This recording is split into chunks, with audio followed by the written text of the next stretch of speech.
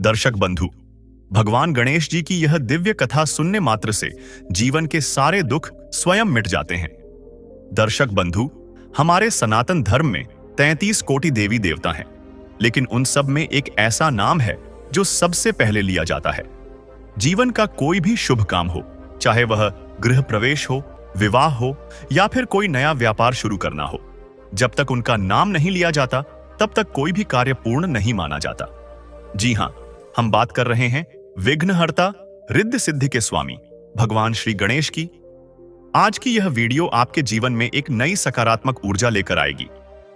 आज हम आपको भगवान गणेश के जन्म और उनके गजानन बनने की वो पावन कथा सुनाने जा रहे हैं, जिसका वर्णन हमारे धर्म ग्रंथों और पुराणों में बहुत ही सुंदर ढंग से मिलता है। यह कथा केवल एक बालक के हाथी का सिर पाने की कहानी नहीं है, बल्कि यह कथा है अटूट मातृभक्ति की।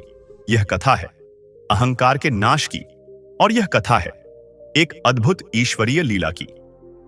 अक्सर हम सबके मन में यह प्रश्न आता है कि भोलेनाथ तो अंतर्यामी हैं, सब कुछ जानते हैं, फिर उन्होंने अनजाने में अपने ही पुत्र का सिर क्यों काटा? उस समय माता पार्वती की क्या दशा हुई होगी, और आखिर गजराज का ही सिर क्यों चुना गया? इन सभी गूढ़ रहस्यों और प्रश्नों के उत्तर आज आपको इस कथा में मिलेंगे। माना जाता है कि जो भी व्यक्ति सच्चे मन और श्रद्धा भाव से भगवान गणेश की इस लीला का श्रवण करता है, विघ्नहर्ता उसके जीवन की बद्धी मुसीबतों और बाधाओं को हर लेते हैं। तो आप सभी से निवेदन है कि अपने व्यस्त समय में से कुछ पल निकालकर पूरे भक्ति भाव से इस कथा का आनंद लें। अपने मन के सारे विचारों को शांत कर लें और ध्यानमग्न होकर इस अद्भुत प्रसंग के साक्षी बने। तो चलिए बिना देर किए भगवान गणपति के चरणों में नमन करते हुए शुरू करते हैं आज की यह अलौकिक कथा, जिसे सुनने मात्र से जीवन की हर परेशानी स्वयं मिट जाती है। लेकिन दर्शक बंधु, कथा में आगे बढ़ने से पहले एक महत्वपूर्ण बात बता दूं कि गरुड़ पुराण में स्पष्ट लिखा है कि जब हम कोई कथा बीच में छोड़ते हैं तो हम केवल शब्द नहीं छोड़ते, हम उस आशीर्वाद को अधूरा छोड़ देते हैं जो शायद ईश्वर ने खास हमारे लिए ही भेजा हो। इसलिए इस ज्ञान यज्ञ को अंत तक सुनकर ही सफल बनाएं। यदि आपका हृदय भी इस बात से सहमत है तो अपनी श्रद्धा को एक लाइक में बदलिए। चैनल इंस्पायर्ड टॉक्स को सब्सक्राइब करके इस आध्यात्मिक यात्रा में हमारे साथी बनिए और कमेंट में जय श्री गणेश लिखकर इस कथा के शुभारंभ का साक्षी बनिए। तो चलिए पूरे मन और पूरी श्रद्धा के साथ कथा के सागर में प्रवेश करते हैं। प्राचीन काल में विंध्याचल पर्वतमाला की गोद में बसा धर्मगढ़ एक अत्यंत विशाल और वैभवशाली राज्य था। वहां की धरती सोना उगलती थी और नदियां अमृत जैसा जल बहाती थीं। राज्य की सीमाएं दूर दूर तक फैली हुई थीं और पड़ोसी राज्य भी धर्मगढ़ की शक्ति का लोहा मानते थे। इस राज्य के स्वामी थे महाराज प्रताप सिंह। प्रताप सिंह न केवल एक शूरवीर योद्धा थे, बल्कि न्याय के देवता भी माने जाते थे। उनका व्यक्तित्व ऐसा था कि जब वह दरबार में प्रवेश करते तो बड़े बड़े सामंतों के सिर भी श्रद्धा से झुक जाते थे। उनके मस्तक पर सूर्य जैसा तेज था और बाहुओं में हाथियों जैसा बल। लेकिन इन सब के बावजूद प्रताप सिंह का मन एक साधु जैसा निर्मल था। वह जानते थे कि यह राजपाट, यह सोने चांदी के महल सब नश्वर हैं। महाराज प्रताप सिंह की दिनचर्या बहुत कड़ी थी। सुबह ब्रह्म मुहूर्त में उठना, व्यायाम करना, राजकाज संभालना, गुप्तचरों से खबरें लेना और फिर घंटों तक प्रजा की समस्याएं सुनना। दिन भर वह अपने कर्तव्यों की बेड़ियों में जकड़े रहते थे। उनके आसपास हमेशा अंगरक्षकों का पहरा, मंत्रियों की सलाह और चाटुकारों की भीड़ रहती थी।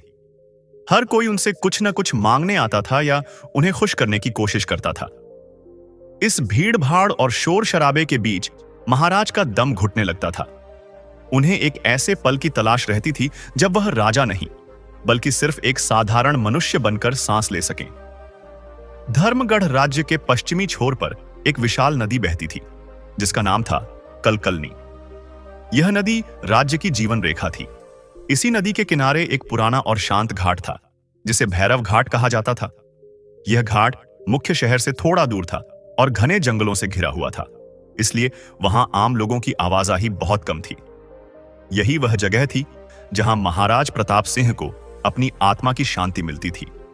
यह बात बहुत कम लोग जानते थे कि महाराज हर शाम जब सूरज ढलने वाला होता था, अपने महल से अकेले निकल जाते थे।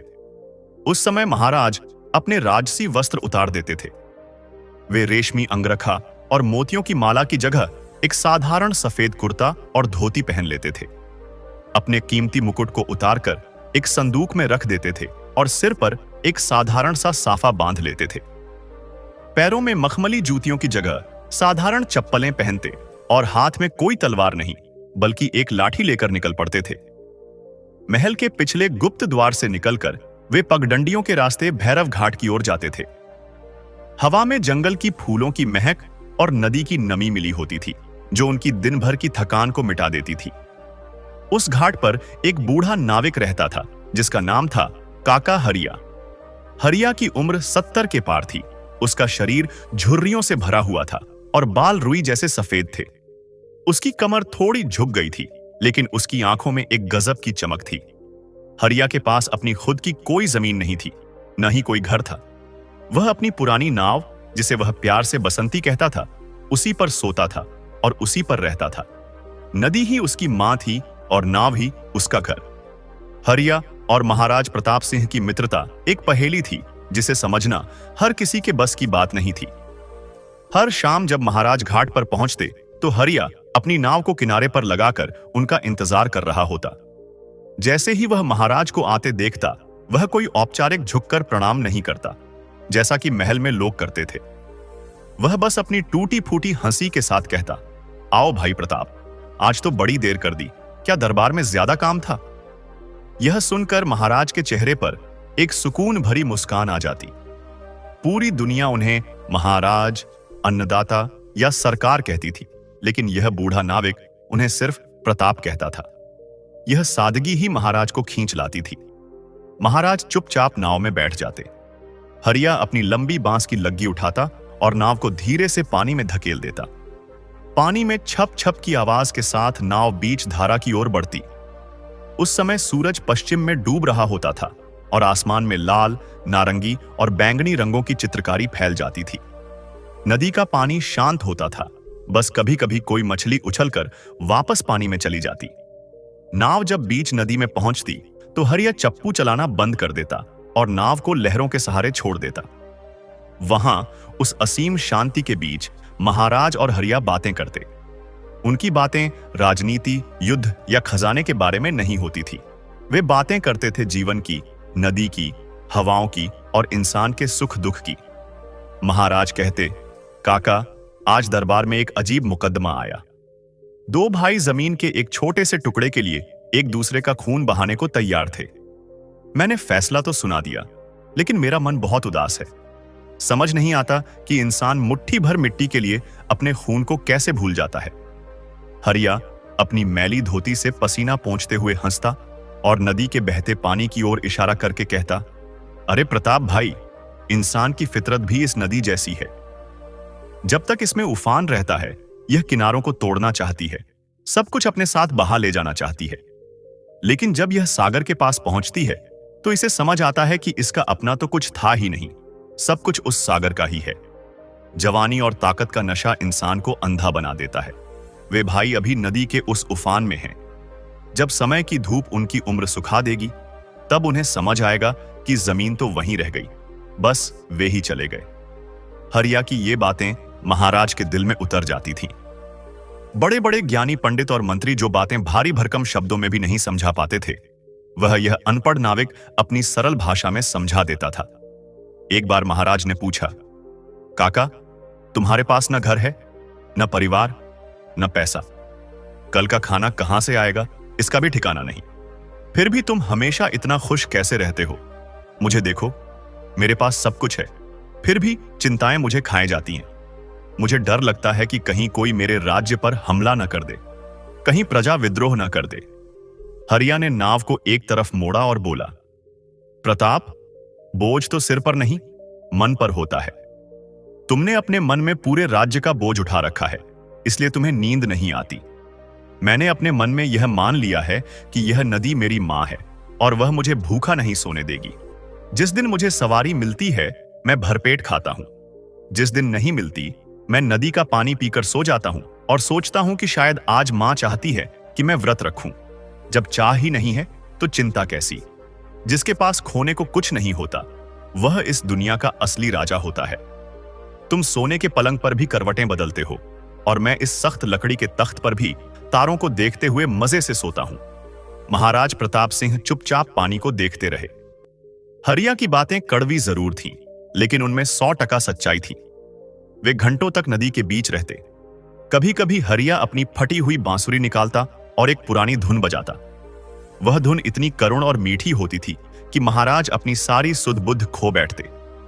हवा के झोंके, नदी की लहरें और वह बांसुरी सब मिलकर एक ऐसा संगीत रचते थे जो आत्मा को तृप्त कर देता था। उस वक्त महाराज को लगता था कि उनका राजपाट, उनकी सेना, उनका अहंकार सब बहुत छोटा है। असली जीवन तो यहां इस नाव पर है। अंधेरा गहराने लगता था। घाट पर दिए जलने लगते थे जो दूर से जुगनू की तरह टिमटिमाते थे। यह संकेत होता था कि अब वापसी का समय हो गया है। हरिया फिर से चप्पू उठाता और नाव को धीरे धीरे घाट की ओर मोड़ता। वापसी का यह सफर हमेशा खामोशी भरा होता था। महाराज अपने अंदर एक नई ऊर्जा महसूस करते थे, जैसे कोई खाली बर्तन फिर से भर दिया गया हो। किनारे पर पहुंचकर महाराज नाव से उतरते। एक दिन की बात है, महाराज जब नाव से उतर रहे थे तो उन्होंने देखा कि हरिया का कुर्ता कंधे के पास से बुरी तरह फट गया है। ठंड का मौसम शुरू हो रहा था और हवा में सिहरन थी। महाराज का दिल पसीज गया। उन्होंने सोचा कि मैं राजा हूं, मेरे राज्य में मेरा मित्र फटे कपड़ों में रहे, यह मेरे लिए शर्म की बात है। उन्होंने तुरंत अपनी जेब से सोने की कुछ मोहरें निकाली और हरिया की ओर बढ़ाई। उन्होंने कहा, काका, यह लो, इससे अपने लिए कुछ नए कपड़े और कंबल खरीद लेना और नाव की मरम्मत भी करवा लेना। सर्दी बढ़ रही है। हरिया ने उन सोने की मोहरों को देखा। दिए की रोशनी में वे मोहरें चमक रही थीं। किसी भी साधारण आदमी की आंखें उन्हें देखकर चौंधिया जाती, लेकिन हरिया ने न तो हाथ आगे बढ़ाया और न ही उसकी आंखों में कोई लालच आया। उसने मुस्कुराते हुए महाराज के हाथ को वापस धकेल दिया। उसने कहा, प्रताप, मुझे शर्मिंदा मत करो। दोस्ती बराबरी वालों में होती है या फिर दिल वालों में। अगर तुम मुझे यह भीख दे रहे हो तो मैं नहीं लूंगा, और अगर दोस्त समझकर दे रहे हो तो इसकी मुझे जरूरत नहीं है। मेरे यह पुराने कपड़े अभी भी मुझे सर्दी से बचाते हैं, और रही बात कंबल की तो यह आसमान मेरी चादर है। महाराज ने कहा, लेकिन काका, यह भीख नहीं है, यह मेरा प्रेम है। मैं तुम्हें इस हालत में नहीं देख सकता। तुम मेरे मित्र हो। हरिया ने गंभीर होकर कहा, देखो प्रताप, जिस दिन मुझे इन सोने के टुकड़ों की आदत लग गई, उस दिन मेरी यह शांति छिन जाएगी। आज मैं बेफिक्र होकर सोता हूं, क्योंकि चोर को मेरी नाव में कुछ नहीं मिलेगा।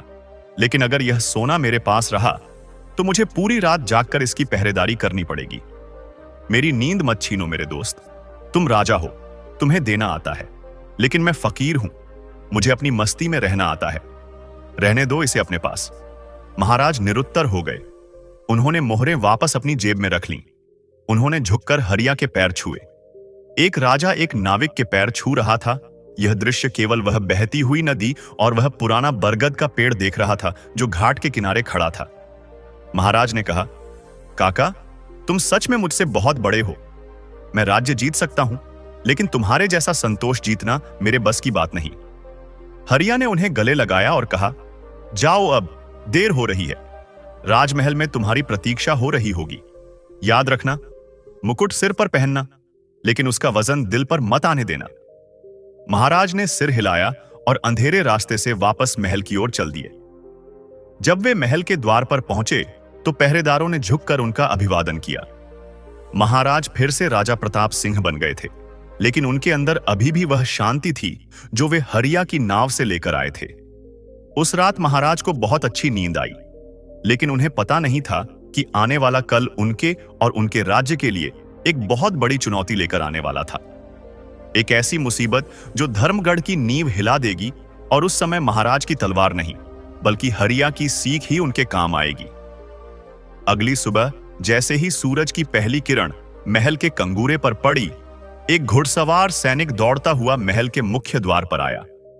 उसका घोड़ा पसीने से लथपथ था और सैनिक की सांसें फूल रही थीं। वह सीधा दरबार की ओर भागा। पहरेदारों ने उसे रोकने की कोशिश की, लेकिन उसने चिल्लाते हुए कहा कि मुझे तुरंत महाराज से मिलना है। मैं सीमा से एक बहुत बुरी खबर लाया हूं। महाराज उस समय अपने मंत्रियों के साथ बैठे मंत्रणा कर रहे थे। सैनिक ने दरबार में प्रवेश किया और घुटनों के बल गिर पड़ा। उसने हांफते हुए कहा, महाराज की जय हो। अनर्थ हो गया महाराज। हमारे पड़ोसी राज्य कालगढ़ के राजा ने हमारी पश्चिमी सीमा पर हमला कर दिया है। उनकी सेना बहुत विशाल है और वे तेजी से हमारी ओर बढ़ रहे हैं। हमारे सीमा सुरक्षा बल ने उन्हें रोकने की कोशिश की, लेकिन वे संख्या में हमसे बहुत ज्यादा हैं। अगर हमने जल्दी कुछ नहीं किया तो वे अगले 2 दिनों में हमारी राजधानी तक पहुंच जाएंगे। यह खबर सुनते ही पूरे दरबार में सन्नाटा छा गया। मंत्रियों के चेहरों का रंग उड़ गया। जिस शांति और सुरक्षा पर उन्हें इतना घमंड था, वह एक पल में चकनाचूर हो गई थी। महाराज प्रताप सिंह अपने सिंहासन से खड़े हो गए। उनकी आंखों में क्रोध की ज्वाला धधक उठी। उन्होंने अपनी मूंछों पर ताव देते हुए कहा, कालगढ़ के राजा की इतनी हिम्मत, उसने सोते हुए शेर को जगाया है। सेनापति, तुरंत युद्ध की तैयारी करो। हम ईंट का जवाब पत्थर से देंगे। नगाड़े बजवा दो। हर घर से एक जवान को सेना में शामिल होने का आदेश दो। हम अपनी मातृभूमि की रक्षा के लिए अपने प्राणों की आहुति दे देंगे। युद्ध की तैयारी शुरू हो गई।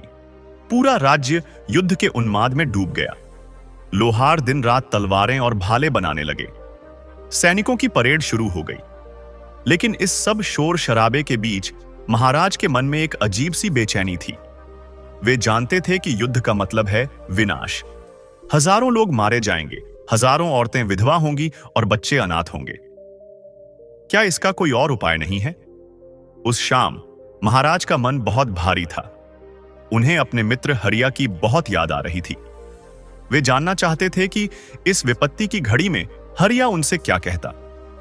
शाम ढलते ही तमाम व्यस्तताओं और युद्ध की तैयारियों के बावजूद महाराज ने थोड़ा समय निकाला और वेश बदलकर फिर से उसी गुप्त रास्ते से भैरव घाट की ओर चल पड़े। आज उनके कदम भारी थे।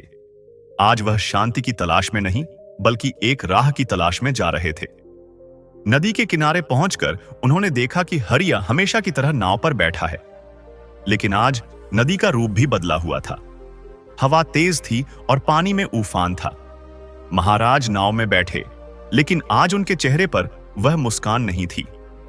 हरिया ने उन्हें गौर से देखा और बिना कुछ पूछे ही समझ गया कि उसके दोस्त के मन में तूफान चल रहा है। उसने नाव खोली और बीच धारा में ले गया। कुछ देर तक दोनों चुप रहे। सिर्फ पानी के टकराने की आवाज आ रही थी। आखिर में हरिया बोला, प्रताप, आज तुम्हारा चेहरा बता रहा है कि बात बहुत गहरी है। क्या हुआ? क्या महल की दीवारें आज कुछ ज्यादा ही ऊंची लग रही हैं? महाराज ने एक गहरी सांस छोड़ी और कहा, काका, युद्ध मेरे दरवाजे पर खड़ा है। कालगढ़ ने हमला कर दिया है। मुझे कल सुबह ही सेना लेकर निकलना होगा। हजारों लोग मरेंगे काका, खून की नदियां बहेंगी। मैं एक क्षत्रिय हूं, युद्ध से डरता नहीं, लेकिन एक राजा के रूप में जब मैं अपनी प्रजा के हंसते खेलते परिवारों को देखता हूं तो मेरा दिल कांप उठता है कि कल शायद ये परिवार उजड़ जाएंगे। क्या युद्ध ही एकमात्र रास्ता है? हरिया ने आकाश की ओर देखा, जहां काले बादल गिर रहे थे। उसने बहुत ही शांत स्वर में कहा, प्रताप, जब जंगल में आग लगती है तो छोटे और बड़े सब तरह के पेड़ जलते हैं। आग यह नहीं देखती कि कौन सा पेड़ फलदार है और कौन सा सूखा। युद्ध भी उस आग की तरह है। लेकिन एक बात बताओ, यह युद्ध हो क्यों रहा है? क्या सिर्फ जमीन के लिए या फिर अहंकार के लिए? महाराज ने कहा, कालगढ़ का राजा बहुत महत्वाकांक्षी है। उसे हमारा उपजाऊ प्रदेश चाहिए। वह अपनी ताकत के नशे में चूर है। उसे लगता है कि वह हमें आसानी से हरा देगा। मुझे अपनी प्रजा की रक्षा के लिए तलवार उठानी ही होगी। हरिया ने चप्पू को पानी में घुमाते हुए कहा, तलवार तो उठानी ही पड़ेगी, लेकिन याद रखना प्रताप, जो युद्ध क्रोध में लड़ा जाता है वह विनाश लाता है, और जो युद्ध धर्म और रक्षा के लिए लड़ा जाता है वह शांति लाता है। हरिया ने अपनी बात आगे बढ़ाई और बोला कि देखो प्रताप, कालगढ़ की सेना तुमसे संख्या में बड़ी हो सकती है, उनके हथियार तुमसे ज्यादा तेज हो सकते हैं, लेकिन एक चीज है जो उनके पास नहीं है, और वह है इस धरती का आशीर्वाद। तुम यहां की मिट्टी को पूजते हो और वे इसे रौंदने आ रहे हैं।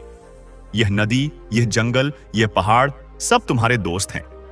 अगर तुम दुश्मन से सीधे मैदान में जाकर टकराओगे तो निश्चित ही खून की नदियां बहेंगी और जीत किसकी होगी यह कहना मुश्किल होगा। लेकिन अगर तुम अपनी बुद्धि का प्रयोग करो और दुश्मन को ऐसी जगह बुलाओ जहां तुम्हारी ताकत ज्यादा हो, तो बिना ज्यादा खून बहाए भी जीत हासिल की जा सकती है। महाराज प्रताप सिंह ने उत्सुकता से पूछा कि काका, आप क्या कहना चाहते हैं? मैं कुछ समझा नहीं। हरिया ने नीचे से एक सूखी लकड़ी उठाई और गीली रेत पर कुछ लकीरें खींचने लगा। उसने कहा कि देखो, कालगढ़ की सेना को हमारी राजधानी तक पहुंचने के लिए नागफनी के जंगल से होकर गुजरना पड़ेगा। तुम जानते हो कि वह जंगल कितना घना है और वहां के रास्ते कितने संकरे हैं, और उस जंगल के ठीक बाद यह हमारी कलकलनी नदी पड़ती है। इस समय नदी में पानी कम है, लेकिन नदी के किनारे की जमीन दलदली है। हरिया ने एक गहरी चाल समझाई। उसने कहा कि अपनी सेना को सीमा से पीछे हटा लो। दुश्मन को लगेगा कि तुम डर गए हो, उनके अहंकार को और बढ़ने दो। जब वे बिना किसी रोकटोक के आगे बढ़ेंगे तो वे लापरवाह हो जाएंगे। उन्हें नागफनी के जंगल में घुसने दो, और जब वे थके हारे नदी के इस दलदली किनारे पर पहुंचे, तब तुम उन पर हमला करना। वहां उनके भारी भरकम रथ और हाथी नहीं चल पाएंगे। कीचड़ में उनके पैर धंस जाएंगे। उस समय तुम्हारी छोटी सी टुकड़ी भी उनकी विशाल सेना पर भारी पड़ेगी। याद रखना प्रताप, शेर भी जब शिकार करता है तो पहले 2 कदम पीछे हटता है, डरने के लिए नहीं, बल्कि झपट्टा मारने के लिए। महाराज प्रताप सिंह की आंखों में एक नई चमक आ गई। जो चिंता और हताशा कुछ देर पहले उनके चेहरे पर थी, वह अब गायब हो चुकी थी। उन्हें एक रास्ता मिल गया था। उन्होंने झुककर हरिया के पैर छुए और कहा कि काका, आपने आज न केवल मेरी आंखें खोल दी हैं, बल्कि मेरे हजारों सैनिकों की जान भी बचा ली है। मैं अब समझ गया हूं कि मुझे क्या करना है। हरिया ने उन्हें आशीर्वाद दिया और कहा कि जाओ पुत्र, विजय तुम्हारी ही होगी, क्योंकि तुम धर्म के रास्ते पर हो।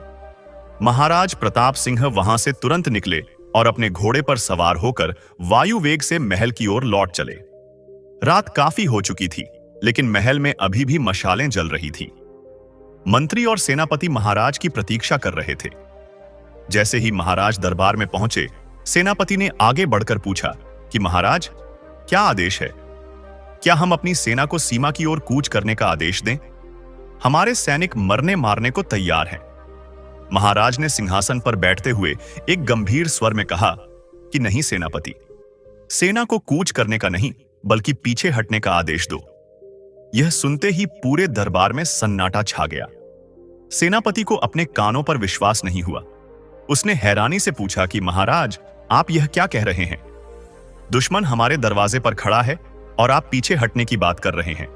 क्या हम कायर कहलाएंगे? क्या इतिहास लिखेगा कि धर्मगढ़ के राजा ने बिना लड़े ही हार मान ली? मंत्रियों में भी कानाफूसी शुरू हो गई।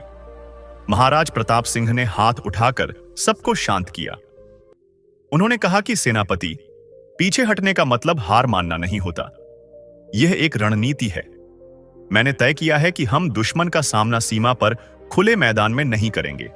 हम उन्हें अंदर आने देंगे। हम उन्हें नागफनी के जंगल तक खींच कर लाएंगे। वहां की भौगोलिक स्थिति से हम वाकिफ हैं, दुश्मन नहीं। ये हमारा घर है और घर के कोने कोने की खबर हमें है। मेरी आज्ञा का पालन हो।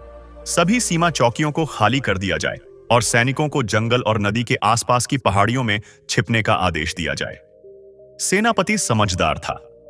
उसने महाराज की आंखों में जो आत्मविश्वास देखा, उससे उसे यकीन हो गया कि महाराज के पास कोई ठोस योजना है। उसने तुरंत आदेश जारी कर दिए। रातों रात धर्मगढ़ की सेना सीमा से पीछे हट गई। गांवों को खाली करा दिया गया और लोगों को सुरक्षित स्थानों पर भेज दिया गया। पूरा इलाका वीरान हो गया, जैसे वहां कोई रहता ही ना हो। उधर दूसरी तरफ कालगढ़ का राजा, जिसका नाम भैरव सिंह था, अपनी विशाल सेना के साथ सीमा पर पहुंचा। भैरव सिंह एक क्रूर और घमंडी राजा था। उसका शरीर विशालकाय था और वह हमेशा काले कपड़े पहनता था। उसकी आंखों में हमेशा खून सवार रहता था।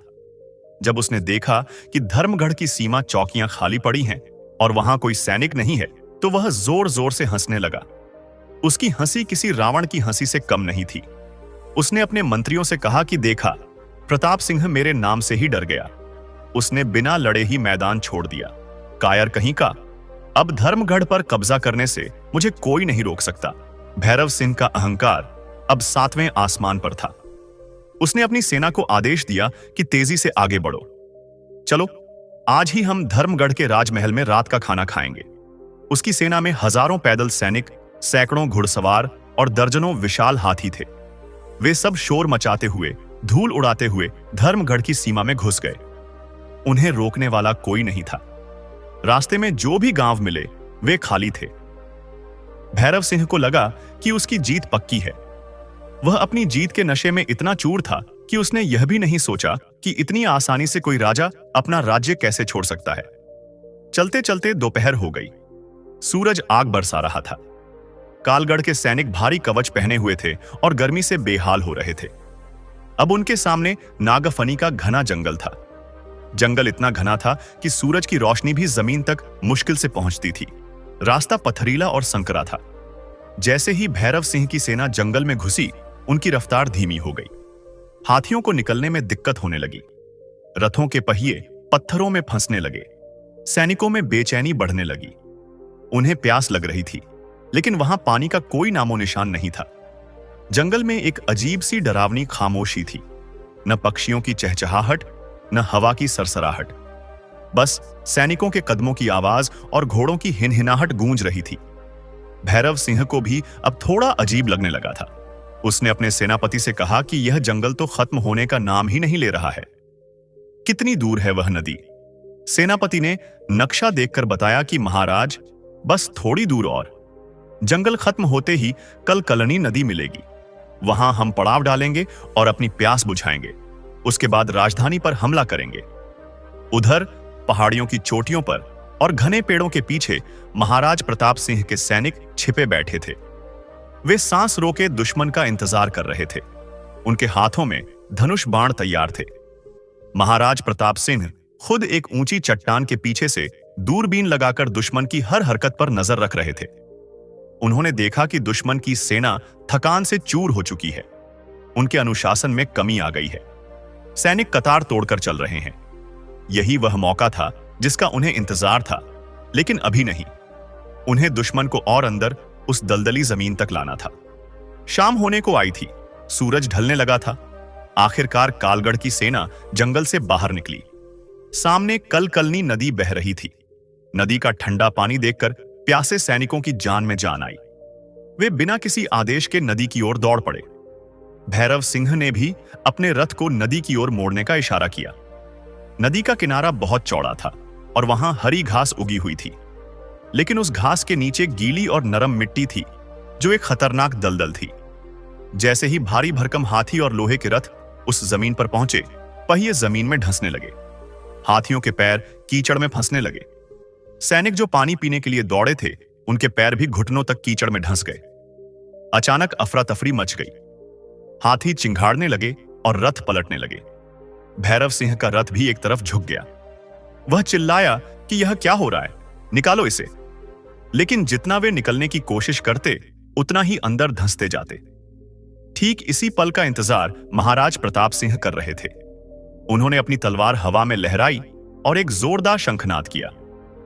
शंख की आवाज गूंजते ही जंगल और पहाड़ियों से हर हर महादेव के नारों की गूंज उठी। अचानक चारों तरफ से तीरों की बारिश शुरू हो गई। कालगढ़ के सैनिक जो पहले ही दलदल में फंसे हुए थे, समझ ही नहीं पाए कि हमला कहां से हो रहा है। वे बुरी तरह गिर चुके थे। धर्मगढ़ के सैनिक जो हल्के कपड़ों में थे और जिन्हें उस जमीन का चप्पा चप्पा पता था, वे फुर्ती से नीचे उतरे और दुश्मन पर टूट पड़े। कालगढ़ के सैनिकों के पास संभलने का कोई मौका नहीं था। उनके भारी कवच अब उनके लिए मुसीबत बन गए थे। कीचड़ में फंसे होने के कारण वे अपनी तलवारें भी ठीक से नहीं चला पा रहे थे। भैरव सिंह ने देखा कि उसकी विशाल सेना, जिस पर उसे इतना घमंड था, वह अब पत्तों की तरह बिखर रही है। महाराज प्रताप सिंह अपने घोड़े चेतक पर सवार होकर मैदान में उतरे। उनकी तलवार बिजली की तरह चमक रही थी। वे सीधे भैरव सिंह की ओर बढ़े।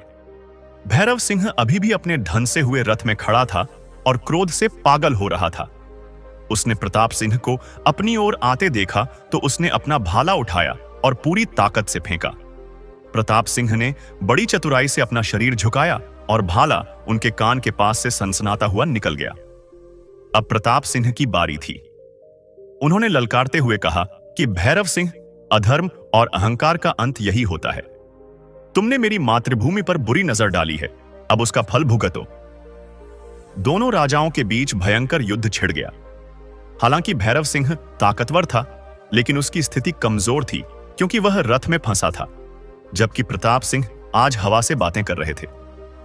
उनकी तलवारबाजी इतनी तेज थी कि भैरव सिंह को रक्षा करने का भी मौका नहीं मिल रहा था। देखते ही देखते कालगढ़ की सेना ने हथियार डाल दिए। उनके आधे सैनिक मारे जा चुके थे और बाकी दलदल में फंसे दया की भीख मांग रहे थे। भैरव सिंह भी बुरी तरह घायल हो चुका था और उसके हाथ से तलवार छूट गई थी। प्रताप सिंह ने अपनी तलवार उसकी गर्दन पर रख दी। चारों तरफ सन्नाटा छा गया। केवल कराहने और नदी के बहने की आवाज आ रही थी। सेनापति ने आगे बढ़कर कहा कि महाराज, इसका सिर काट दीजिए। इसने हमारे राज्य को बहुत कष्ट दिया है। लेकिन प्रताप सिंह की आंखों में अब क्रोध नहीं था। उन्हें हरिया की बात याद आई कि जो युद्ध धर्म के लिए लड़ा जाता है वह शांति लाता है, नफरत नहीं। उन्होंने अपनी तलवार वापस म्यान में रख ली। उन्होंने भैरव सिंह से कहा कि मैं तुम्हें जीवन दान देता हूं, लेकिन एक शर्त पर। तुम्हें अपनी बची हुई सेना के साथ वापस लौटना होगा और कसम खानी होगी कि तुम फिर कभी किसी पड़ोसी राज्य पर हमला नहीं करोगे। और हां, जो नुकसान तुमने हमारे गांवों का किया है उसकी भरपाई तुम्हें अपने खजाने से करनी होगी। भैरव सिंह शर्म से पानी पानी हो गया। उसे विश्वास नहीं हो रहा था कि जिस दुश्मन को वह मिटाने आया था उसी ने उसे जीवन दान दिया है। उसका अहंकार उसी दलदल में कहीं दफन हो गया था। उसने सिर झुकाकर अपनी हार स्वीकार कर ली। उसने कहा कि महाराज प्रताप, आप केवल युद्ध में ही नहीं बल्कि चरित्र में भी मुझसे जीत गए। आज से कालगढ़ आपका मित्र बनकर रहेगा, दुश्मन नहीं। युद्ध समाप्त हो गया था। धर्मगढ़ की विजय हुई थी, वह भी बहुत कम नुकसान के साथ। सैनिक खुशी से झूम रहे थे। महाराज प्रताप सिंह ने आसमान की ओर देखा और मन ही मन उस बूढ़े नाविक हरिया को धन्यवाद दिया जिसकी सलाह ने आज राज्य को बचा लिया था। वे जानते थे कि यह जीत उनकी तलवार की नहीं बल्कि उस नाविक की बुद्धि की थी। विजयी सेना के साथ महाराज वापस राजधानी लौटे। पूरे शहर में दिवाली जैसा माहौल था। हर घर में दिए जलाए गए थे। लोग सड़कों पर फूलों की वर्षा कर रहे थे। महाराज प्रताप सिंह की जय के नारे लग रहे थे। लेकिन इन सब के बीच महाराज की आंखें उस भीड़ में किसी को ढूंढ रही थीं। वे जानते थे कि असली बधाई का हकदार कौन है। अगले दिन सुबह जब उत्सव का माहौल थोड़ा शांत हुआ, महाराज ने दरबार में घोषणा की कि आज शाम को एक विशेष सभा होगी जिसमें राज्य के उस रक्षक को सम्मानित किया जाएगा जिसने बिना हथियार उठाए हमें यह जीत दिलाई है। सभी दरबारी और मंत्री हैरान थे। वे सोच रहे थे कि महाराज किसकी बात कर रहे हैं, क्या किसी गुप्तचर की या किसी विदेशी मित्र की। शाम हुई। दरबार खचाखच भरा हुआ था। महाराज अपने सिंहासन पर विराजमान थे। उन्होंने अपने सैनिकों को आदेश दिया कि जाओ और भैरव घाट से काका हरिया को ससम्मान दरबार में लेकर आओ। जब सैनिकों का एक दल शाही पालकी लेकर घाट पर पहुंचा तो हरिया अपनी नाव में लेटा हुआ आसमान देख रहा था। सैनिकों ने उसे बताया कि महाराज ने उसे बुलाया है। हरिया ने हंसते हुए कहा कि अरे भाई, मैं तो एक मामूली नाविक हूं, मेरा दरबार में क्या काम। लेकिन महाराज का आदेश था, इसलिए उसे जाना पड़ा। जब हरिया अपने वहीं पुराने और फटे कपड़ों में दरबार में दाखिल हुआ तो सब लोग उसे आश्चर्य से देखने लगे। किसी को समझ नहीं आ रहा था कि यह बूढ़ा भिखारी जैसा दिखने वाला आदमी कौन है। लेकिन जैसे ही हरिया अंदर आया, महाराज प्रताप सिंह अपने सिंहासन से उठ खड़े हुए। उन्होंने आगे बढ़कर सबके सामने हरिया को गले लगा लिया। पूरा दरबार सन्न रह गया। महाराज ने हरिया को अपने पास वाले एक सोने के आसन पर बिठाया। हरिया थोड़ा संकुचित हो रहा था। महाराज ने कहा कि मेरे प्यारे देशवासियों, आप सब सोच रहे होंगे कि यह कौन है। यह मेरे परम मित्र और मार्गदर्शक हरिया काका हैं। अगर आज हमारा राज्य सुरक्षित है, हमारे बच्चे अनाथ नहीं हुए और हमारी स्त्रियां विधवा नहीं हुई, तो उसका पूरा श्रेय इनकी बुद्धिमत्ता को जाता है। इन्होंने मुझे सिखाया कि असली ताकत क्रोध में नहीं बल्कि धैर्य और सही समय के इंतजार में होती है। इन्होंने मुझे सिखाया कि प्रकृति से लड़ने की बजाय उसे अपना मित्र बनाओ। महाराज ने थाल में सजाकर ढेर सारे हीरे जवाहरात और सोने की मोहरें हरिया के सामने पेश की। उन्होंने कहा कि काका, यह राज्य आपका अरणी है, आप जो चाहे मांग सकते हैं। हरिया ने उन रत्नों को देखा और फिर महाराज की ओर देखकर अपनी वही पुरानी निश्चल हंसी हंसी। उसने कहा कि प्रताप, तुमने मुझे जो सम्मान दिया वही मेरे लिए सबसे बड़ा धन है। ये पत्थर मेरे किस काम के? मैं इन्हें नाव पर रखूंगा तो नाव भारी हो जाएगी और डूब जाएगी, और घर पर रखूंगा तो नींद हराम हो जाएगी। उसने आगे कहा कि अगर तुम मुझे कुछ देना ही चाहते हो तो बस इतना करो कि मेरी उस कलकलनी नदी को हमेशा साफ सुथरा रखो, और हां, कभी कभी शाम को जब समय मिले तो उस घाट पर आ जाया करो। मेरी नाव और मेरी बांसुरी तुम्हारा इंतजार करेगी। हरिया की यह बात सुनकर दरबार में मौजूद हर व्यक्ति की आंखें नम हो गईं। उन्हें समझ आ गया था कि संतोष से बड़ा कोई धन नहीं होता। इस घटना के बाद महाराज और हरिया की दोस्ती और गहरी हो गई। महाराज ने राज्य में कई बदलाव किए। उन्होंने नदियों की सफाई करवाई, जंगल लगवाए और गरीबों के लिए कई योजनाएं चलाईं। लेकिन कहानी अभी खत्म नहीं हुई थी। समय का पहिया घूमता रहता है और वह कभी एक जैसा नहीं रहता। कुछ साल बहुत शांति से बीते, लेकिन फिर एक दिन प्रकृति ने एक ऐसी करवट ली जिसने धर्मगढ़ को हिलाकर रख दिया। एक साल भयानक सूखा पड़ा। बारिश की एक बूंद भी नहीं गिरी। नदियां सूखने लगीं। वही कलकलनी नदी जो हमेशा पानी से लबालब रहती थी, अब एक पतली धारा बनकर रह गई थी। खेतों में दरारें पड़ गई। अनाज का भंडार खत्म होने लगा। पशु पानी के बिना मरने लगे। प्रजा में हाहाकार मच गया। पड़ोसी राज्यों में भी यही हाल था, इसलिए वहां से भी मदद की कोई उम्मीद नहीं थी। महाराज प्रताप सिंह ने अपने खजाने के मुंह खोल दिए। बाहर से अनाज मंगवाने की कोशिश की, लेकिन अकाल इतना व्यापक था कि कहीं से भी अन्न नहीं मिल रहा था। लोग भूखे मरने लगे। महाराज दिन रात इसी चिंता में घुलने लगे। उन्होंने कई यज्ञ करवाए, पूजा पाठ करवाए, लेकिन आसमान से आग बरसनी बंद नहीं हुई। वह राजा जिसने बड़े बड़े युद्ध जीते थे, आज प्रकृति के प्रकोप के सामने असहाय महसूस कर रहा था। हमेशा की तरह अपनी उलझन का हल ढूंढने के लिए महाराज फिर से भैरव घाट पहुंचे। लेकिन वहां का नजारा देखकर उनका दिल बैठ गया।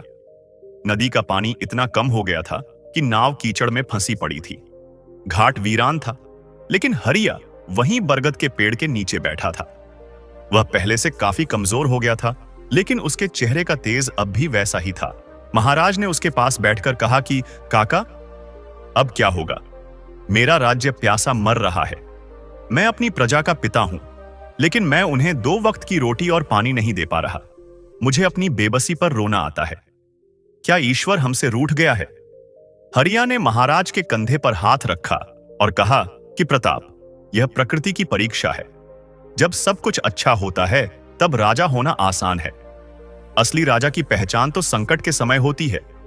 हरिया ने खांसते हुए कहा कि देखो प्रताप, रोने से बारिश नहीं होगी। हमें समाधान ढूंढना होगा। मुझे याद है मेरे दादाजी एक कहानी सुनाते थे। वे कहते थे कि इस विंध्याचल पर्वत के उस पार घने जंगलों के बीच एक प्राचीन झील है जिसे पाताल गंगा कहते हैं। कहा जाता है कि उसका स्रोत कभी नहीं सूखता क्योंकि वह सीधे पाताल से जुड़ी है, लेकिन वहां तक पहुंचने का रास्ता बहुत कठिन और भूल भुलैया भरा है। बहुत से लोग वहां गए लेकिन वापस नहीं आए। महाराज ने तुरंत पूछा कि काका, वह रास्ता कहां से जाता है? मैं जाऊंगा। अगर मेरे प्राण देने से भी मेरी प्रजा को पानी मिलता है तो मैं पीछे नहीं हटूंगा। हरिया ने उनकी आंखों में देखा और कहा कि मैं जानता था तुम यही कहोगे, लेकिन तुम अकेले नहीं जा सकते। तुम्हें जंगल की भाषा समझ नहीं आती। रास्ता मैं तुम्हें बताऊंगा, लेकिन मेरे शरीर में अब इतनी ताकत नहीं है कि मैं तुम्हारे साथ चल सकूं। तभी एक आश्चर्यजनक घटना घटी। झाड़ियों के पीछे से एक युवा लड़का बाहर निकला। उसके कपड़े आदिवासियों जैसे थे और उसके कंधे पर धनुष था। उसका रंग सांवला और शरीर गठीला था। उसने आगे बढ़कर महाराज और हरिया को प्रणाम किया। उसने कहा कि क्षमा करें महाराज, मैं छिपकर आपकी बातें सुन रहा था। मेरा नाम भीलू है। मैं इसी जंगल का बेटा हूं। हरिया काका ने जिस झील की बात की है, मैंने उसके बारे में अपने बुजुर्गों से सुना है। मैं आपको वहां ले जाऊंगा। जंगल मेरा घर है। मुझे वहां का हर रास्ता पता है। महाराज ने उस युवक को देखा। उसकी आंखों में सच्चाई और साहस था।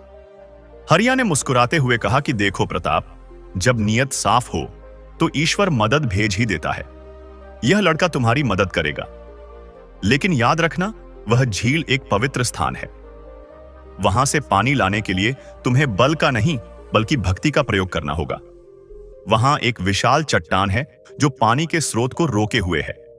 उसे हटाने के लिए तुम्हें कुछ ऐसा करना होगा जो आज तक किसी राजा ने नहीं किया। महाराज ने पूछा कि वह क्या है काका। हरिया ने कहा कि वह तुम्हें वक्त आने पर खुद पता चल जाएगा। बस अपने अहंकार को यहीं छोड़कर जाना। अगले ही दिन महाराज प्रताप सिंह ने अपने राजकाज की जिम्मेदारी सेनापति और मंत्रियों को सौंपी और भीलू के साथ उस कठिन यात्रा पर निकल पड़े।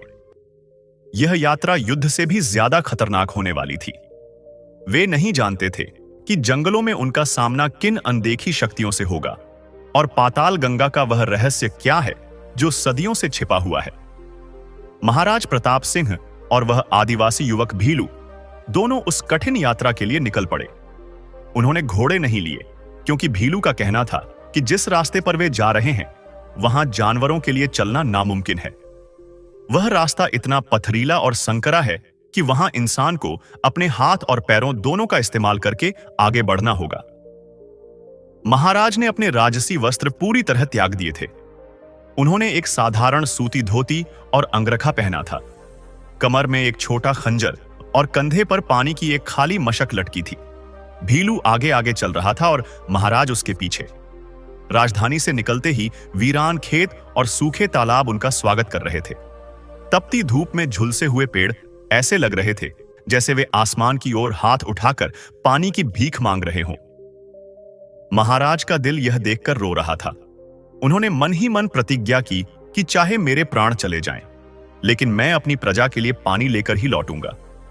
धीरे धीरे आबादी पीछे छूट गई और विंध्याचल का घना जंगल शुरू हो गया।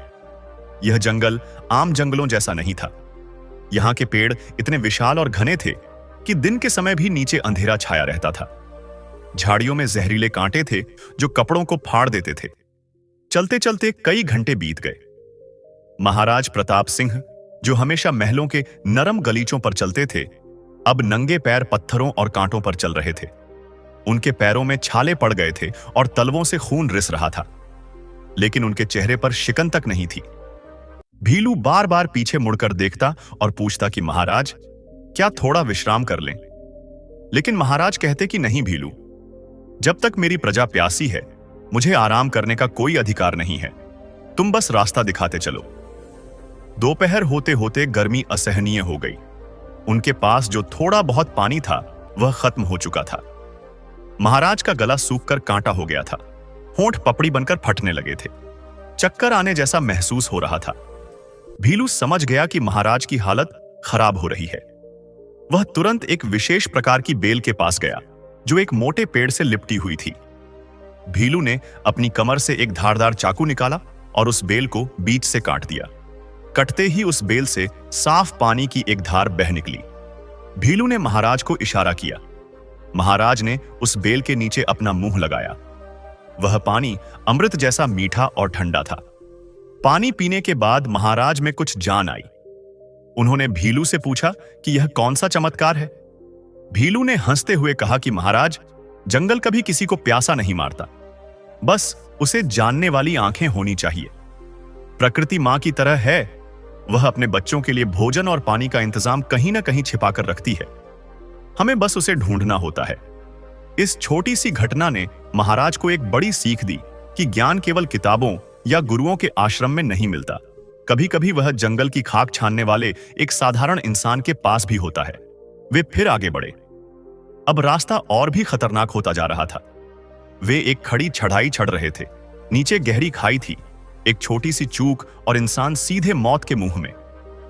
अचानक भीलू रुक गया और उसने महाराज को हाथ के इशारे से वहीं रुकने को कहा। भीलू की आंखें सामने झाड़ियों पर टिकी थीं। वहां एक भयानक सन्नाटा था। तभी झाड़ियों में हलचल हुई और एक विशालकाय बाघ निकलकर रास्ते के बीच में आ खड़ा हुआ। बाघ की आंखें अंगारे की तरह दहक रही थीं। वह गुर्राया जिससे पूरा जंगल थर्रा उठा।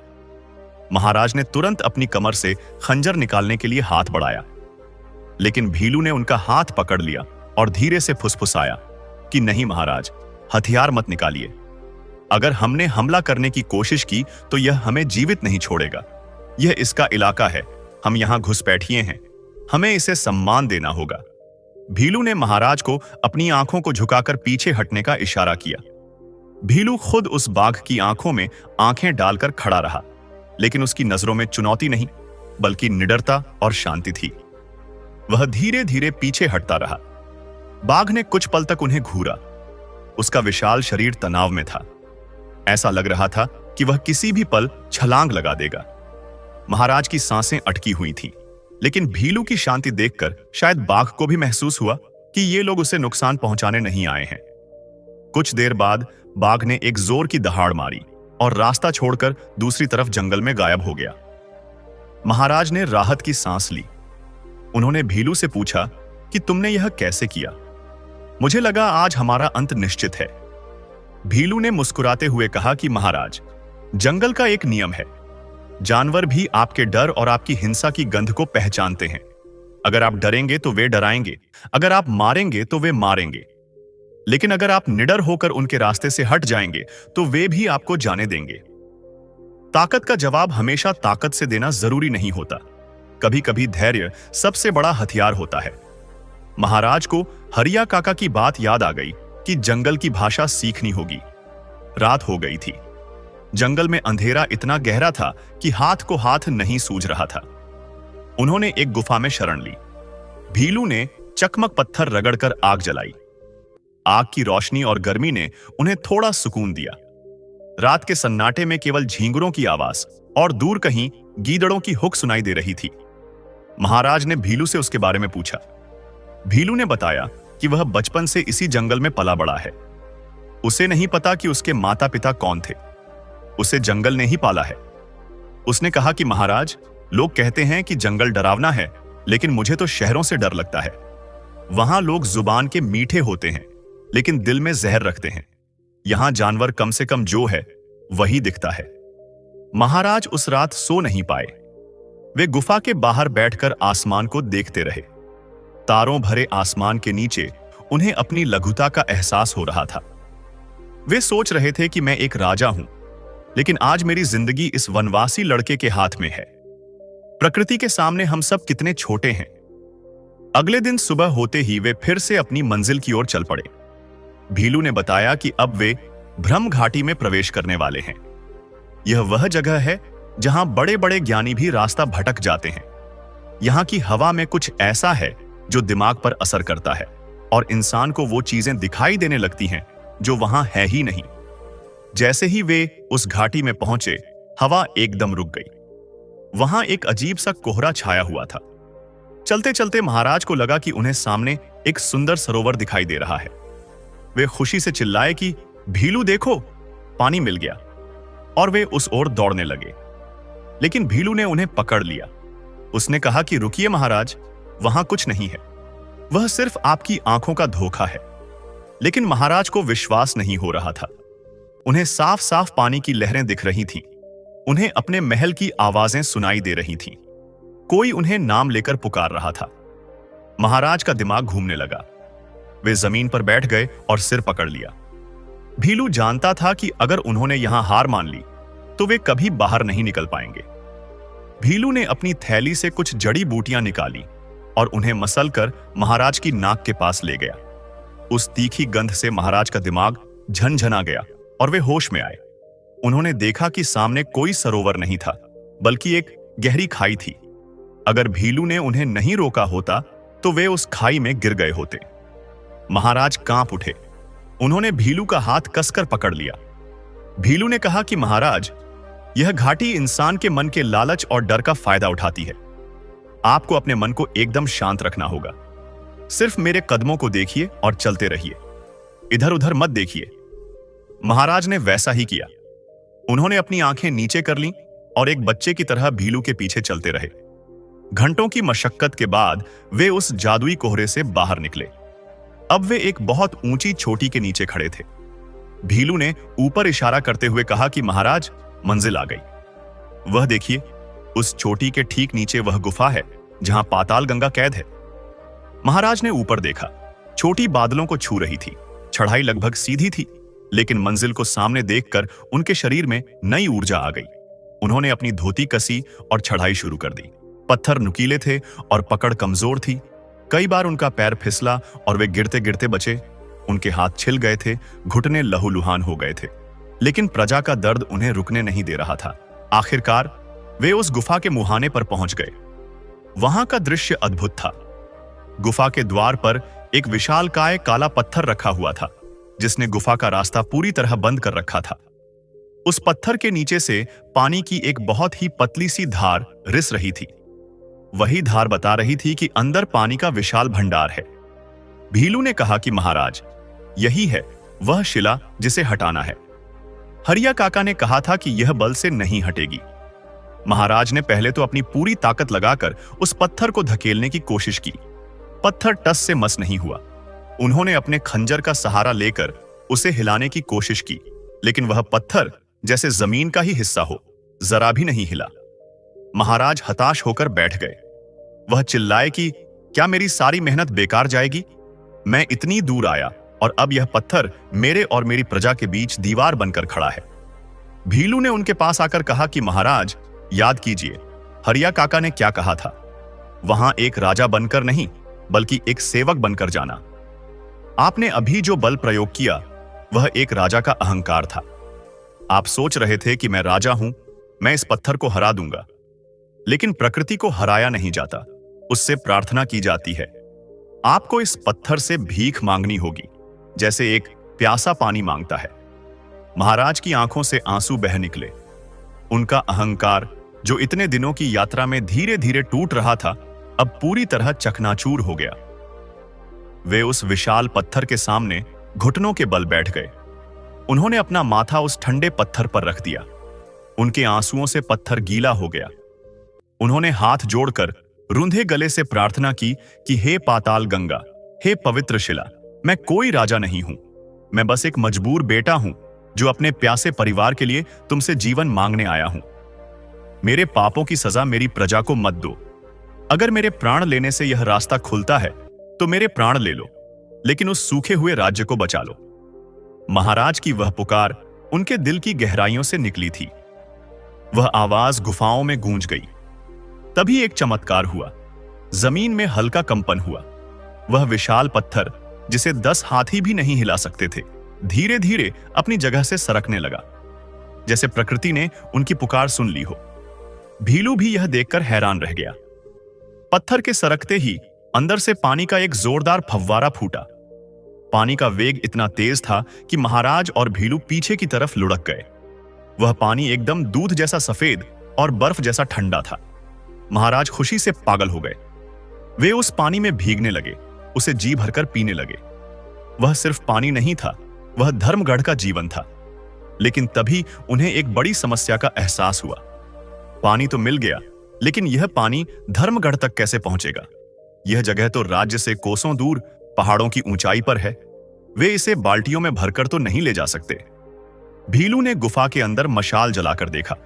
उसने गौर से पानी के बहाव को देखा और चिल्लाया कि महाराज, इधर आइए, देखिए ये पानी कहां जा रहा है। महाराज ने अंदर जाकर देखा। गुफा के फर्श में एक बड़ा सा प्राकृतिक छेद था। पानी उस छेद में गिरकर जमीन के अंदर जा रहा था। भीलू ने कहा कि महाराज, यह एक भूमिगत नदी का रास्ता है। यह पानी यहां से सीधा जमीन के नीचे बहता हुआ कहीं और निकलता होगा। महाराज को याद आया कि उनके राज्य की सूखी हुई नदी कलकलनी का उद्गम भी पहाड़ों के नीचे से ही माना जाता था। उन्होंने कहा कि भीलू, मुझे यकीन है कि यह वही धारा है जो हमारी कलकलनी नदी को पानी देती थी, लेकिन शायद सालों से जमा हुई मिट्टी और पत्थरों ने इस भूमिगत रास्ते को कहीं बीच में बंद कर दिया है, इसलिए पानी वहां तक नहीं पहुंच पा रहा।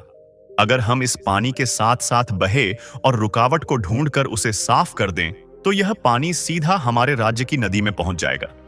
भीलू ने चिंतित होकर कहा कि लेकिन महाराज, यह बहुत खतरनाक है। जमीन के अंदर अंधेरी सुरंगों में बहना मौत को दावत देना है। हमें पता भी नहीं कि यह रास्ता कहां खुलता है। हो सकता है हम अंदर ही फंसकर रह जाएं और कभी बाहर न निकल पाएं। महाराज ने भीलू के कंधे पर हाथ रखा और कहा कि मित्र, हमने यहां तक का सफर मौत को हराकर ही तय किया है। अब जब मंजिल इतनी करीब है तो मैं पीछे नहीं हट सकता। अगर मैं मर भी गया तो कम से कम मुझे यह संतोष रहेगा कि मैंने आखिरी सांस तक कोशिश की। लेकिन मैं तुम्हें मजबूर नहीं करूंगा, तुम वापस जा सकते हो। भीलू ने हंसते हुए कहा कि महाराज, आप क्या बात करते हैं? जंगल का बेटा हूं, अंधेरे से नहीं डरता, और अपने साथी को बीच रास्ते में छोड़ना हमारी परंपरा नहीं है। जहां आप जाएंगे वहीं भीलू जाएगा। दोनों ने एक दूसरे को गले लगाया। उन्होंने एक लंबी सांस ली और हर हर महादेव का नाम लेकर उस अंधेरे, तेज बहते हुए भूमिगत जल प्रवाह में छलांग लगा दी। पानी उन्हें तिनके की तरह बहाकर ले गया। चारों तरफ घुप अंधेरा था। पानी का शोर कानों को फाड़ रहा था। वे कभी चट्टानों से टकराते, कभी पानी के भंवर में फंसते। कई बार ऐसा लगा कि सांस रुक जाएगी। यह सफर किसी भयानक सपने जैसा था। वे नहीं जानते थे कि वे पाताल की ओर जा रहे हैं या रोशनी की ओर। कुछ घंटों बाद या शायद कुछ दिनों बाद, क्योंकि अंधेरे में समय का पता नहीं चल रहा था, उन्हें पानी की रफ्तार धीमी होती महसूस हुई। उन्हें दूर एक हल्की रोशनी दिखाई दी। उम्मीद की एक किरण जागी। जब वे उस रोशनी के करीब पहुंचे तो उन्होंने देखा कि वे एक विशाल भूमिगत गुफा में हैं, जहां से पानी बाहर निकलने के लिए संघर्ष कर रहा है। लेकिन वहां का रास्ता मलबे, पेड़ों के तनों और कीचड़ से अटा पड़ा था। यही वह रुकावट थी जिसने कलकलनी नदी का गला घोंट रखा था। महाराज और भीलू, जो बुरी तरह थक चुके थे और छोटों से भरे थे, समझ गए कि यह उनकी आखिरी परीक्षा है। उन्हें अपने हाथों से इस मलबे को हटाना होगा। वे पानी में खड़े हो गए और पागलों की तरह मलबे को हटाने लगे।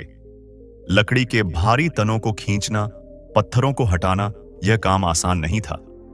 उनकी उंगलियां खून से लथपथ हो गई थीं। शरीर जवाब दे रहा था, लेकिन वे रुके नहीं। तभी एक बहुत बड़ा और भारी पेड़ का तना, जो मुख्य धारा को रोके हुए था, उसे हटाने के लिए दोनों ने अपनी बची खुची ताकत लगा दी। उन्होंने एक साथ जोर लगाया। है या हो की आवाज गुफा में गूंजी, और अचानक एक जोर की गड़गड़ाहट के साथ वह तना अपनी जगह से हिल गया। उसके हटते ही पानी का सैलाब, जो वर्षों से कैद था, एक शेर की तरह दहाड़ता हुआ बाहर निकला। पानी के उस प्रचंड वेग ने महाराज और भीलू को भी अपने साथ उठा लिया। वे पानी के साथ ही बाहर की ओर बह निकले।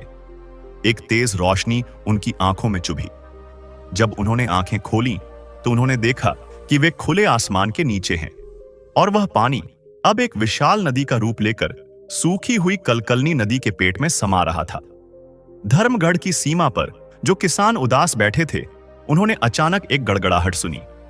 उन्होंने देखा कि सूखी नदी में धूल का गुब्बार उठ रहा है और उसके पीछे सफेद झाग उड़ाता हुआ पानी का सैलाब आ रहा है। लोग अपनी आंखों पर विश्वास नहीं कर पा रहे थे। पानी पानी आ गया का शोर मच गया। गांव के लोग दौड़ पड़े। स्त्रियां मंगल गीत गाने लगीं। बच्चे पानी में कूदने लगे। महाराज प्रताप सिंह और भीलू नदी के किनारे रेत पर बेहोश पड़े थे। पानी की लहरें उनके चरणों को पखार रही थीं। जब कुछ सैनिकों ने उन्हें वहां पड़े देखा तो वे दौड़कर उनके पास आए। उन्होंने देखा कि यह तो उनके महाराज हैं, जिनकी हालत किसी भिखारी से भी बदतर हो गई थी, लेकिन उनके चेहरे पर एक दिव्य शांति थी। जब महाराज को होश आया तो उन्होंने देखा कि वे राजमहल के अपने कक्ष में हैं। राजवैद्य उनके घावों पर लेप लगा रहे थे। सामने हरिया काका और मंत्री खड़े थे। महाराज उठने की कोशिश करने लगे, लेकिन हरिया ने उन्हें रोक दिया। हरिया की आंखों में आंसू थे। उसने कहा कि प्रताप, तुम जीत गए। तुमने सिर्फ पानी नहीं बल्कि अमृतत्व पा लिया है। आज से युगों युगों तक लोग याद रखेंगे कि एक राजा ने अपनी प्रजा के लिए पाताल से भी गंगा ढूंढ निकाली। तभी महाराज ने पूछा कि भीलू कहां है? वह ठीक तो है ना? हरिया मुस्कुराया और एक तरफ इशारा किया। भीलू शाही कक्ष के एक कोने में मखमली कुर्सी पर बड़े ही असहज ढंग से बैठा था और फलों की टोकरी से अंगूर खा रहा था। महाराज को देखते ही वह दौड़कर उनके पास आया और बोला कि महाराज, आपके महल का बिस्तर तो बहुत नरम है, लेकिन मुझे तो अपनी गुफा वाली पत्थरीली जमीन की याद आ रही है। यह सुनकर सब जोर से हंस पड़े। राज्य में खुशहाली लौट आई। खेत फिर से लहलहा उठे।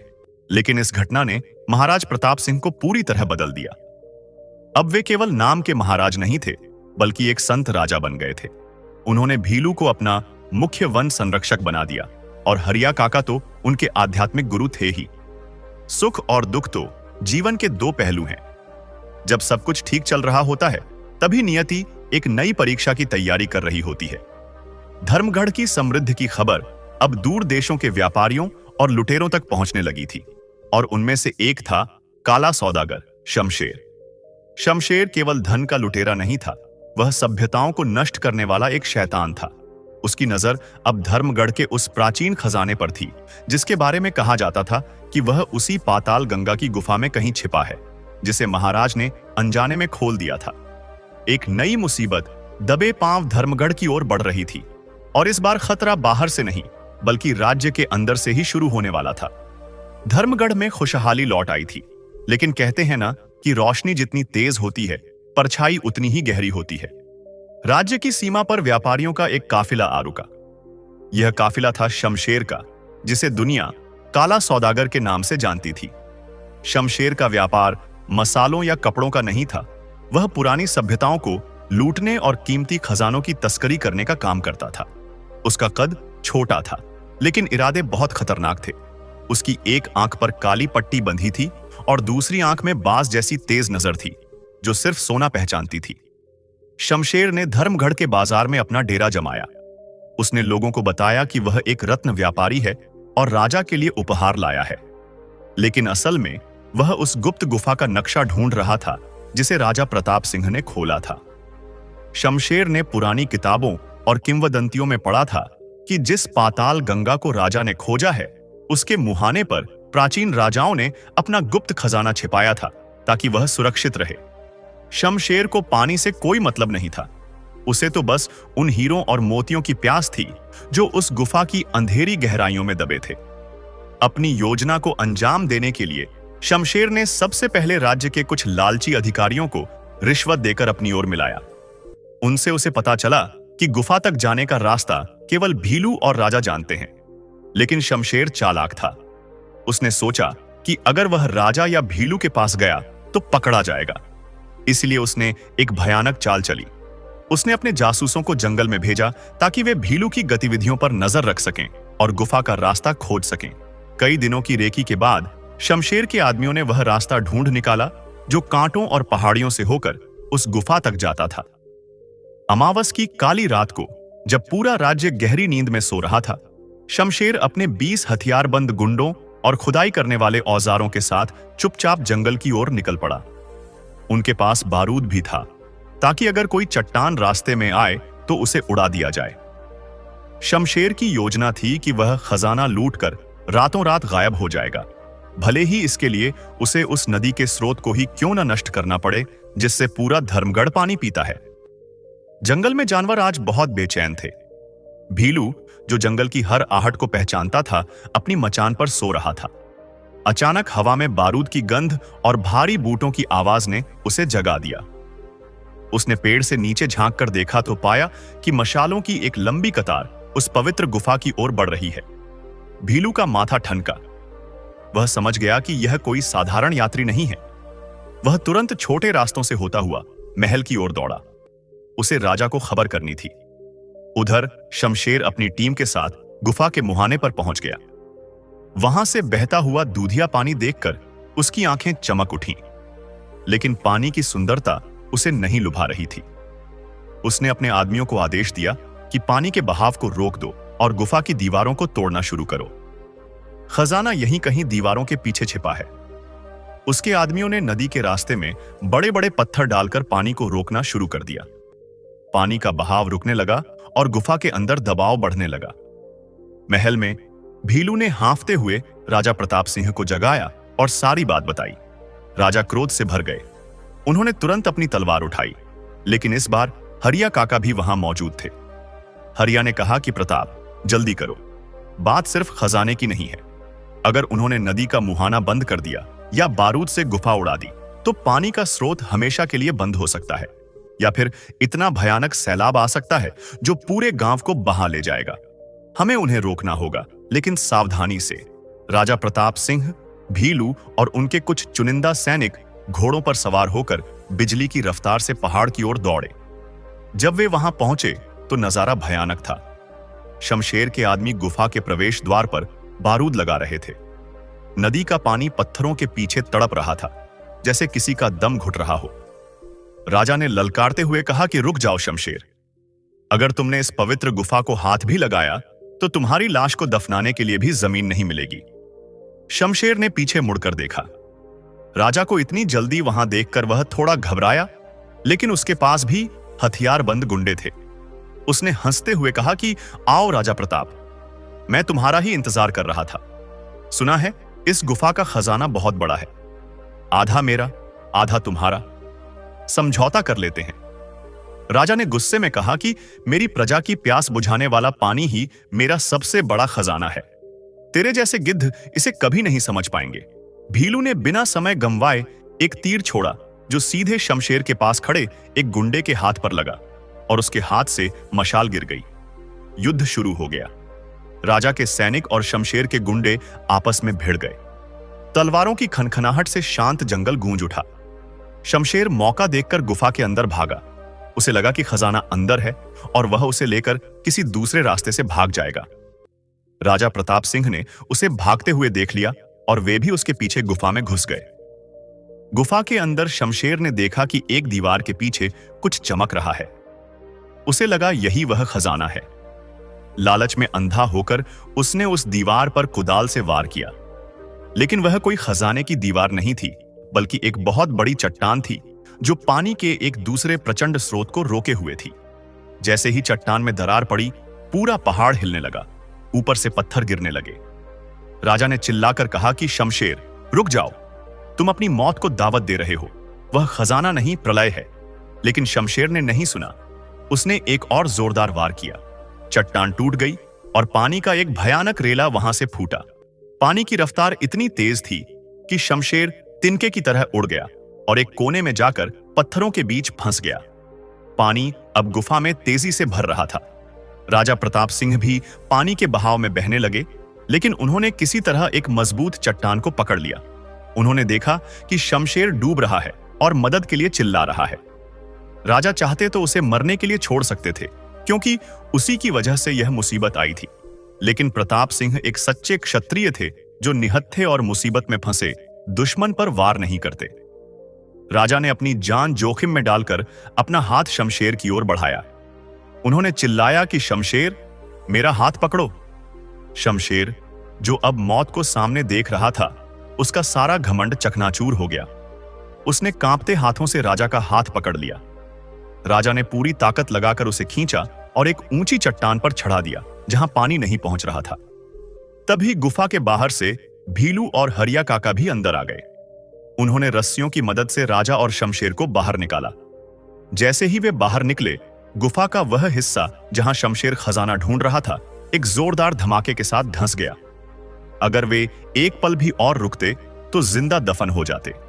बाहर आकर शमशेर जमीन पर गिर पड़ा। वह बुरी तरह हाँफ रहा था।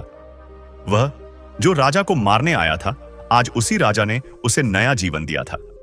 शमशेर की आंखों से आंसू बहने लगे। वह राजा के पैरों में गिर पड़ा और बोला कि महाराज, मुझे माफ कर दीजिए। मैंने सोने के लालच में अपनी इंसानियत खो दी थी। आपने मुझे बचाया जबकि मैं आपका कातिल था। आज मैंने देख लिया कि असली खजाना सोने चांदी में नहीं, बल्कि उस दिल में होता है जो दूसरों के लिए धड़कता है। राजा ने उसे उठाया और कहा कि शमशेर, यह प्रकृति सबकी मां है। यह हमें जीवन देती है, लेकिन अगर हम इसे लूटने की कोशिश करेंगे तो यह अपना रौद्र रूप भी दिखाती है। तुमने आज मौत को बहुत करीब से देखा है। जाओ और इस जीवन का उपयोग किसी अच्छे काम में करो। शमशेर ने कसम खाई कि वह अब कभी गलत काम नहीं करेगा। उसने अपनी सारी दौलत, जो उसने गलत तरीकों से कमाई थी, धर्मगढ़ के विकास और गरीबों की मदद के लिए दान कर दी। वह वापस अपने देश लौट गया, लेकिन एक बदला हुआ इंसान बनकर।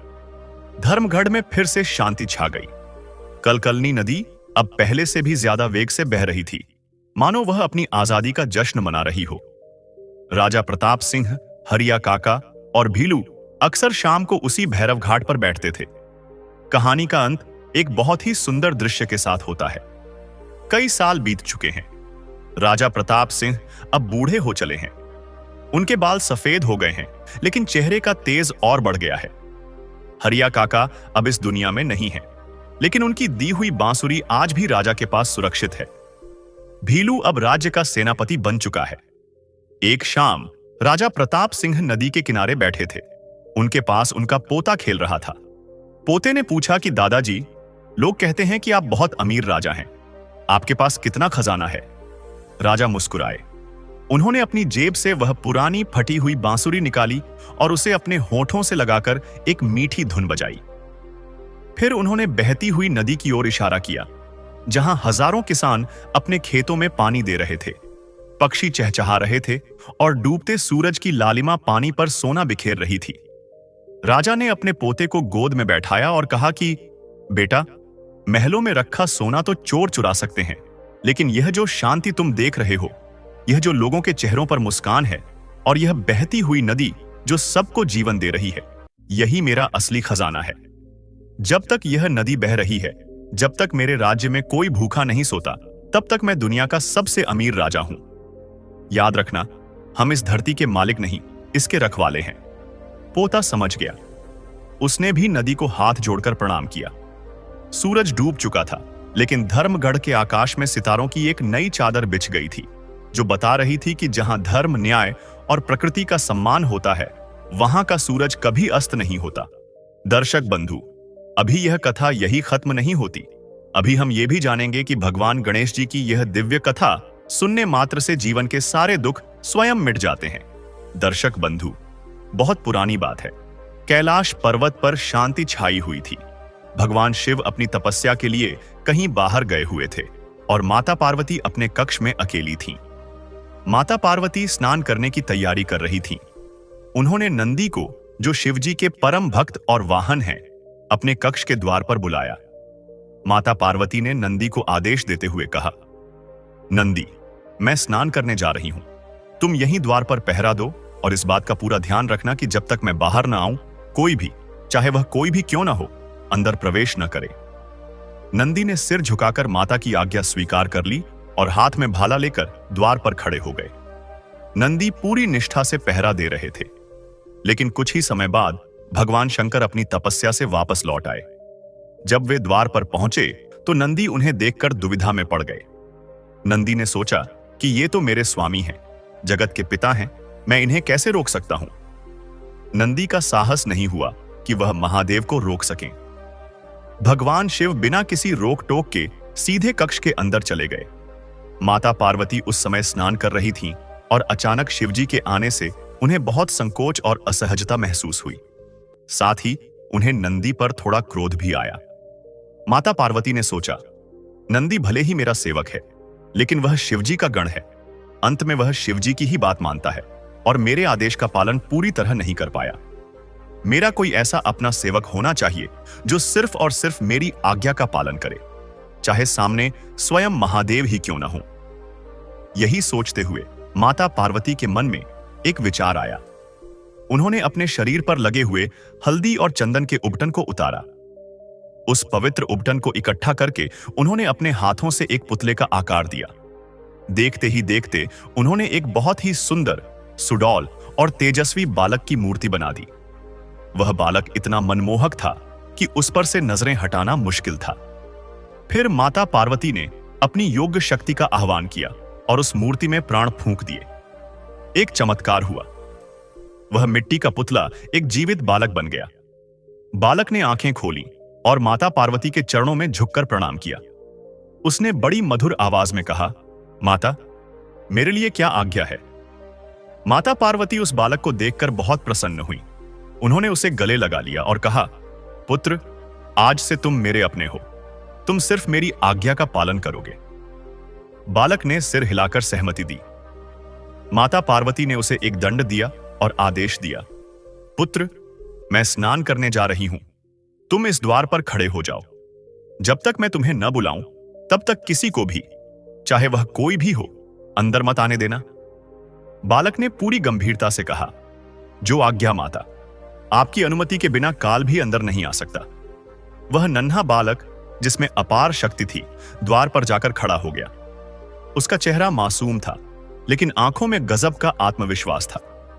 कुछ देर बाद भगवान शिव, जो किसी कार्य से बाहर चले गए थे, पुनः लौट कर आए। जैसे ही वे द्वार के अंदर जाने लगे, उस बालक ने अपनी छोटी सी छड़ी सामने अड़ा दी और कड़क आवाज में बोला, रुकिए, आप अंदर नहीं जा सकते। भगवान शिव उस बालक की जिद देखकर मुस्कुराए। उन्होंने सोचा कि यह कोई साधारण बालक है जो नादानी कर रहा है। शिवजी ने उसे समझाया, पुत्र, मैं इस भवन का स्वामी हूं और पार्वती मेरी पत्नी है। मुझे अपने ही घर में जाने से मत रोको। लेकिन वह बालक अपनी बात पर अड़ा रहा। उसने कहा, मैं नहीं जानता कि आप कौन हैं। मैंने अपनी माता को वचन दिया है, इसलिए मैं आपको अंदर नहीं जाने दूंगा। बात धीरे धीरे बढ़ गई। जब बालक नहीं माना तो शिवजी के गणों ने उसे जबरदस्ती हटाने की कोशिश की, लेकिन उस बालक में तो साक्षात माता शक्ति का अंश था। उसने अकेले ही शिवजी के सारे गणों को परास्त कर दिया। यह देखकर भगवान शिव को क्रोध आ गया। क्रोध में उन्होंने यह नहीं देखा कि वह बालक कौन है। उन्होंने अपना त्रिशूल उठाया और एक ही वार में उस बालक का सिर धड़ से अलग कर दिया। तभी अंदर से शोर सुनकर माता पार्वती दौड़ती हुई बाहर आईं। जैसे ही उन्होंने अपने पुत्र को धरती पर मृत पड़ा देखा, उनका क्रोध ज्वालामुखी की तरह फट पड़ा। उन्होंने रौद्र रूप धारण कर लिया और बोली, आपने यह क्या अनर्थ कर दिया स्वामी? यह मेरा पुत्र था। आपने मेरे ही अंश का वध कर दिया। अगर मेरा पुत्र जीवित नहीं हुआ तो मैं पूरी सृष्टि का विनाश कर दूंगी। माता का क्रोध देखकर सभी देवता भयभीत हो गए। भगवान शिव को भी अपनी भूल का एहसास हुआ कि अनजाने में उनसे बहुत बड़ी गलती हो गई है। उन्होंने माता पार्वती को शांत किया और वचन दिया कि वे बालक को अभी जीवित कर देंगे। भगवान शिव ने तुरंत अपने गणों को आदेश दिया, उत्तर दिशा की ओर जाओ। वहां जो भी प्राणी सबसे पहले मिले और वह अपनी मां की तरफ पीठ करके सोया हो, उसका सिर काट कर ले आओ। गण तुरंत निकल पड़े। बहुत खोजने पर उन्हें एक हाथी का बच्चा मिला जो अपनी मां की तरफ पीठ करके सोया था। गण उसका सिर लेकर आए। भगवान शिव ने अपनी शक्तियों से वह हाथी का सिर बालक के धड़ पर जोड़ दिया और उसमें प्राण फूंक दिए। बालक उठ खड़ा हुआ, लेकिन अब उसका रूप बदल चुका था। वह गजानन बन चुका था। माता पार्वती अपने पुत्र को जीवित देखकर बहुत प्रसन्न हुई और उसे गले लगा लिया। तब भगवान शिव ने उस बालक को आशीर्वाद देते हुए कहा, पुत्र, आज से तुम गणेश और गणपति के नाम से जाने जाओगे। तुम मेरे सभी गणों के स्वामी होगे। यद्यपि तुम्हारा रूप विचित्र है, लेकिन तुम्हारा स्थान सबसे ऊंचा होगा। संसार में कोई भी पूजा, हवन या शुभ कार्य तब तक सफल नहीं होगा जब तक सबसे पहले तुम्हारी पूजा नहीं की जाएगी। सभी देवताओं ने फूलों की वर्षा की और गणपति बप्पा मोरया के जयकारों से पूरा कैलाश गूंज उठा। इस तरह हमारे प्यारे बप्पा प्रथम पूज्य बने और भक्तों के विघ्न हरने वाले विघ्नहर्ता कहलाए।